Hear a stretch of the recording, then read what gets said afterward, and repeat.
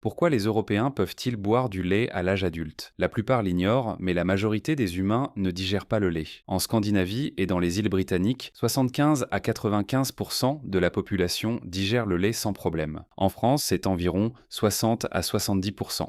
En Italie du Sud et en Grèce, ça tombe à 20 à 30%. Et en Asie de l'Est, plus de 90% de la population est intolérante au lactose. En Afrique et au Moyen-Orient, la grande majorité des habitants ne digèrent pas le lait. En réalité, c'est l'intolérance qui est la norme. Digérer le lait à l'âge adulte, c'est l'exception. À la naissance, tous les humains produisent de la lactase, l'enzyme qui décompose le lactose. C'est normal. Le lait maternel est notre première source de nourriture. Mais après le sevrage, la production de lactase diminue naturellement. C'est le cas chez la quasi-totalité des mammifères. Sauf que chez certaines populations, une mutation située en amont du gène LCT sur le chromosome 2 maintient la production de lactase à l'âge adulte. Et cette mutation est directement liée à l'élevage. Il y a environ 7 à 10 000 ans, certaines populations ont commencé à domestiquer des animaux laitiers. Ceux qui pouvaient digérer le lait avaient une source de calories, de protéines et de calcium disponible toute l'année. Pendant les famines et les épidémies, ne pas digérer le lait pouvait être fatal. La sélection naturelle a favorisé ceux qui portaient la mutation et elle s'est répandue